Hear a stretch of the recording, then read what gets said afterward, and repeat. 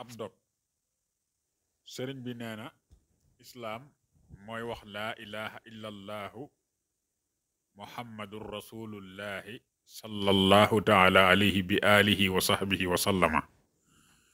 di julli di woor di natt azaka di xaj màkka boo ko mënee mbooleem lu nit di wax ciw làmmiñam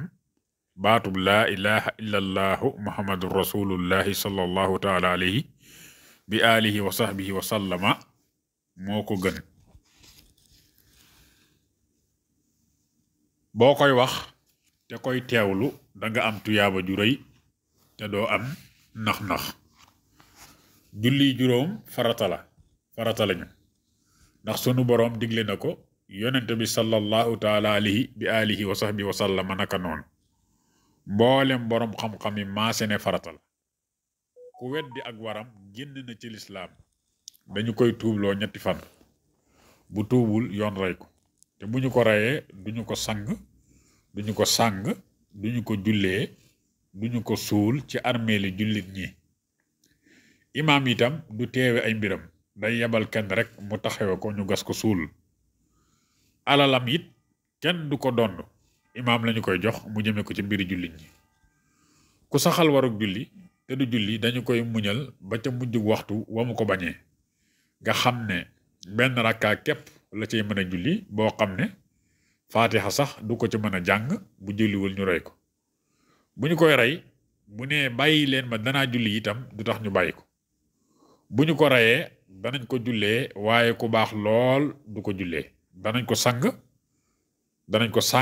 danañ ko suul ci armeeli jullit ñi yëkkati bàmmeelam ni ñuy def ñépp laab sax na ci alquran ak hadis ne farata la ñépp maasi ci ku ko bàyyi ci lu dul ngànt dañu koy rey ndax julli mënta mat ci lu dul laab moo tax muy farata képp koo xam ne daa julli nii ñuy jullee te xamul farata ya maanaam xàmmewul faratay julli ak sunna yi ak atteb julli kooka ak julleem am nañu ne du baax